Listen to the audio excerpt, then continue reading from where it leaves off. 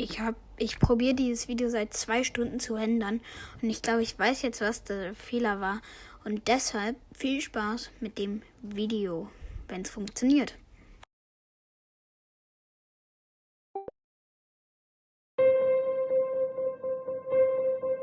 I remember that morning, the mood was really right. I was feeling really good.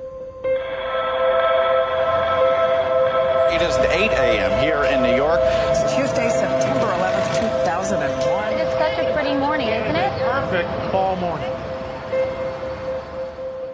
I never thought anything about that. Not in my wildest dream. We want to go live right now and show you a picture of the World Trade Center. This just in, you are looking at obviously a very disturbing live shot there. That is the World Trade Center, and we have unconfirmed reports this morning that a plane has crashed into one of the towers of the World Trade Center.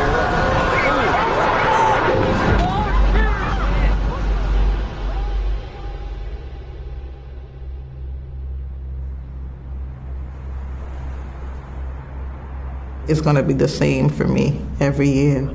I'm just going to be thankful and grateful for being here.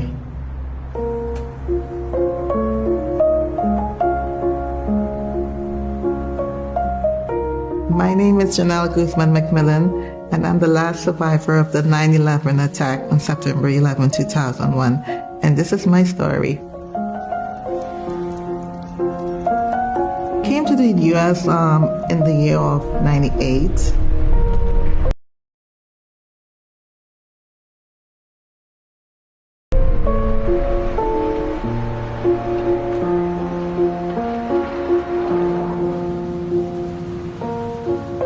I'm an immigrant of Trinidad and Tobago, and it was my dream to come and become a citizen of the United States of America. I've seen New York advertised on TV. I just thought it was such a beautiful place to live. I just wanted to be the Big Apple and come for the life that I really wanted to do, which was dancing and singing and acting. The first impression when I got to New York City, I thought it was really crowded, different, not what I expected. After moving from Brooklyn to Queens and Manhattan, I pretty kind of fell in love with it. Last shot, Michael Jordan. 2000, the city was awesome. My life was just to party, the drinking, the hanging out, just enjoying life. And President Bush would like the economy to bounce back. I was like trying to get that perfect job as well as that perfect career in terms of the dancing and the modeling and the acting. Fashion designers all gathering in New York. I would go and get the newspaper and I would just keep applying for jobs that suit my profile of my background as well. The company also slightly raised estimates for... In 2001, that's when I contacted an agency and I landed the job with the Port Authority. When I realized that it was heading towards the World Trade Center, I was so excited. I felt like I owned it. Part of my dream is coming true because it's just like a landmark for me. I was just so excited to be there, to be part of the World Trade Center that everybody talked about, and I was there. The plaza is big, and most people would go out there in the morning. You would see people drinking their coffee, and then lunchtime, of course, the park area will be all filled up with people.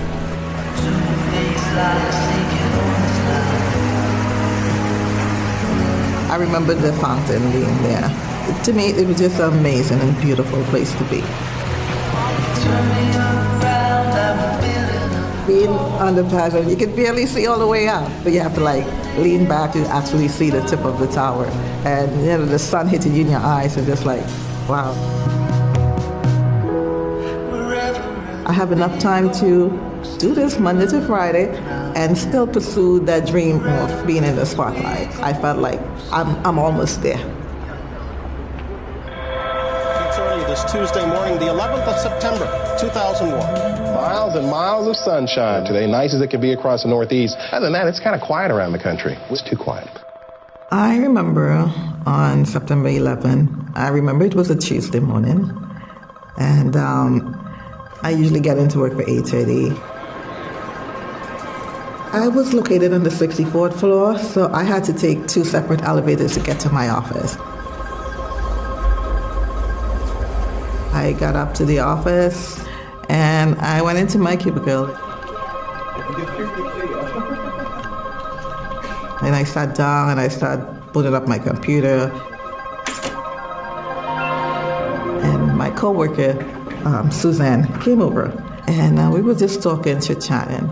A couple of minutes into our conversation, the building shook.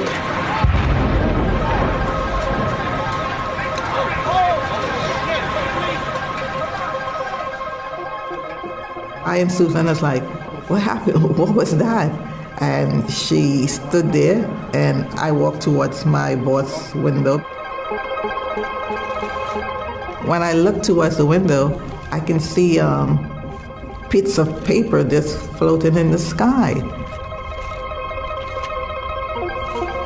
I was new at the company. The alarm didn't go on. Nothing had happened. So I don't think it's anything yet that serious. And then the plane hit the other building. Hold on just a moment. We got an explosion inside. The building's exploding right now. You got people running up the street. Okay. Hold on, I'll tell you what's going on. Okay. I walked up to the cubicle area. Everything was just going crazy. A lot of people left after back and forth, making a couple phone calls, trying to figure out what was going on. And then they told us a plane had hit the building. We're getting millions of calls, sir. In my knowledge, I'm like, a plane hit the building. I said, well, okay, it has to be a small little Cessna plane. I'm not thinking about any big jetliner. We went up into the conference area. That's when we saw the reporting live of what was happening. I don't want to get too far ahead of this, but obviously this has all the appearances of an extraordinarily well-coordinated and devastating terrorist attack. My heart just like, oh no, this is not happening. This is not real. I was so scared. My friend Rosa, we were holding hands and we was just like, oh my gosh, should we leave? Should we go? Should we stay? That's when we felt a really bad shake.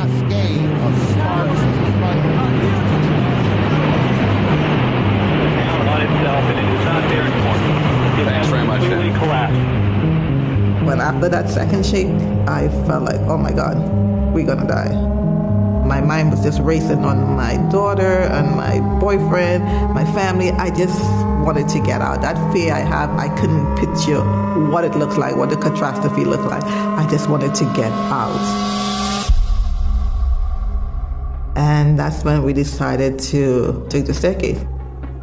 We were all heading down the staircase, counting each staircase as we go down. We count from the 64, the 63, 62, and we were just going up, and I and Rosa was just holding hands so tight. We continued going down until I made it to the 13th staircase, and that's when the rumbling and the walls and the darkness and the dust, everything just come crumbling down.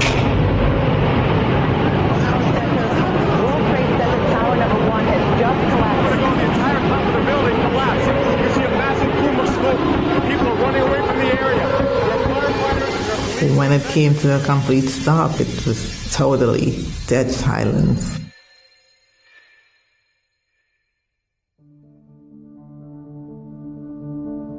This has to be a dream. I must be dreaming. Just wake me up from this crazy dream. The World Trade Center just didn't collapse with me. Okay, I'm alive, and I shut my eyes. I get up. I tried to get up, and I realized that my head was wedged between the concrete pillar, but I couldn't move. I was just stuck in that position. Don't have oxygen. Workers now beginning to try to gather themselves over there. They're trying basically now to reestablish some kind of a safe perimeter. And many of the emergency workers basically just happy to be alive. Every time I tried to get up or shut my eyes to fall asleep, I would realize that I'm still awake and I am conscious and it is happening. and I can feel the pain. I could feel my head feeling like it was going to explode. One point it just became so hot. It was like hot, like a furnace. And then it started to get so cold, and I started to shiver my teeth. It felt like if I've been to hell and back. I just wanted to die. I was like, I don't want to feel all this pain. Just let me go to sleep and not wake up.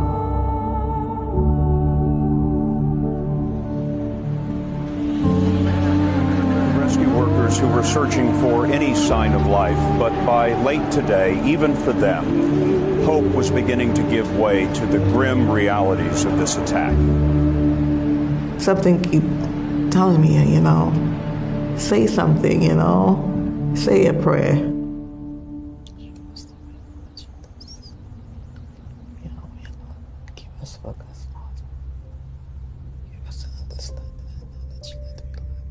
I kept asking and praying and asking for that promise to give me that second chance to see my daughter and to change my life.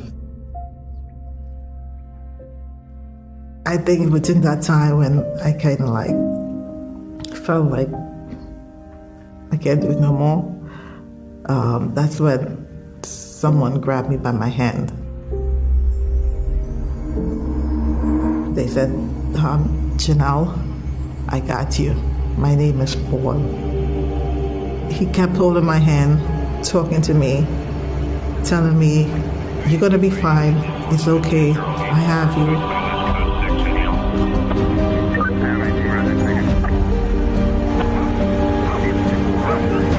I could hear the walkie-talkies going on, I could hear the noise coming closer and closer.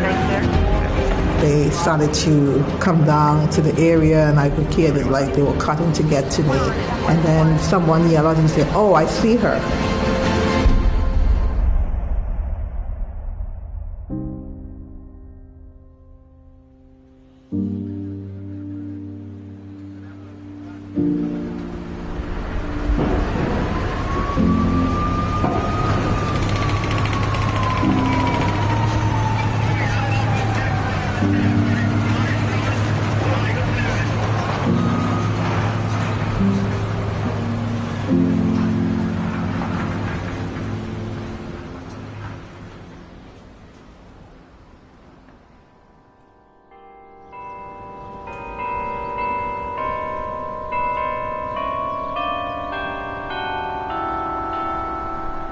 I've been looking for Paul for the past 20 years as the guy who was holding my hand under the rubble, and no one came forward up to this day.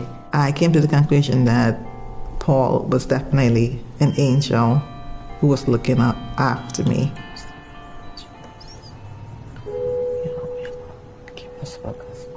Haven't been back to Ground Zero since that happened. I overcome my fears a long time ago, but I just didn't think it would do me any justice to go there. You know, I just want to keep moving forward in life than just reverting back to the past.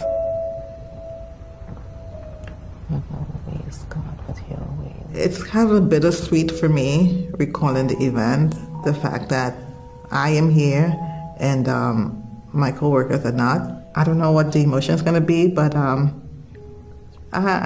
think I'm ready.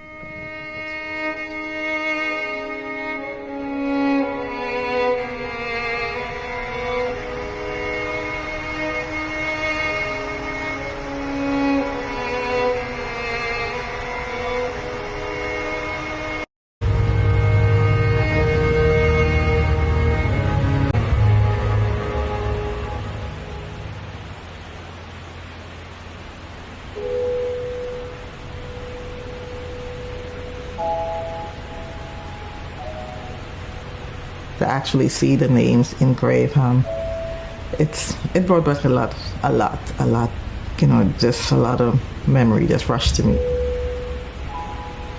Knowing that Rosa's body wasn't even found, just brought back so many memories.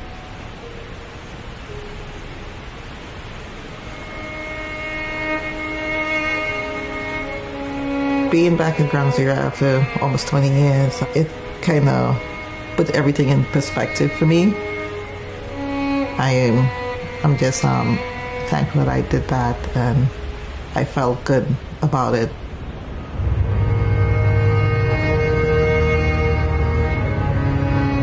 It's not like a sad thing when I think about it.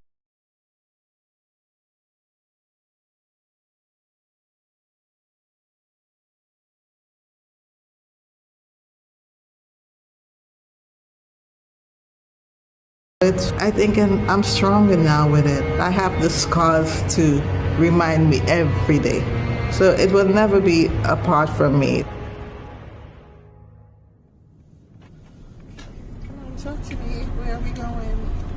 Keep left in a quarter of a mile onto the highway.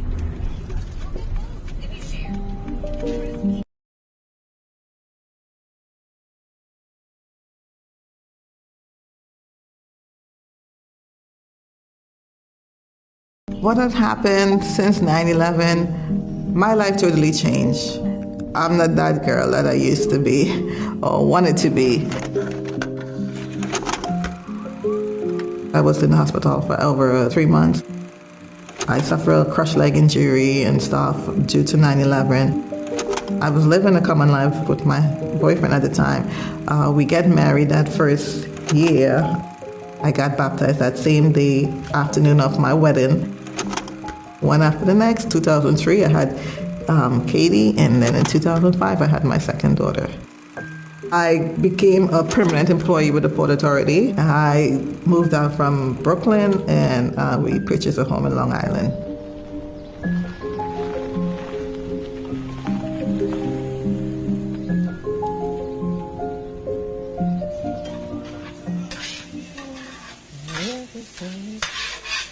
I told Katie to get to brush her teeth and come downstairs.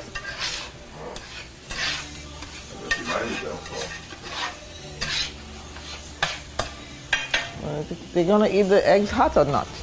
Katie and Kelly, where are you guys? Family is very important to me, and just being around them, having breakfast together, going walks. I'm glad we are connected in that way. Why you guys taking so long? Did you brush your teeth? Yeah, this food that we're about to receive, and chow down. Almighty God, we want to give you praise, glory. It's been tough with them, but I think they really understand what it means to me, so they really support everything I do when coming to 9/11. I tear up, but yeah, mom, you saw us make this, like, we were there for like 3 minutes because it was me, Katie, and we don't know what the future holds, but we try to make the best of it and be loving and caring and understanding to people as well, to others. So that keeps us together. No, I don't know. I didn't even know what. She's talking about you going on top of the guy. I came to this country looking for the spotlight, craving the dream, craving the money, craving everything else. It was all about me. Are you so upset with me? Really? But I think the life that I'm living now, having the home, having good kids, and having a good, stable job, the way my life transformed now, I am totally happy. I've been promised to take you guys to walk around. I think my dream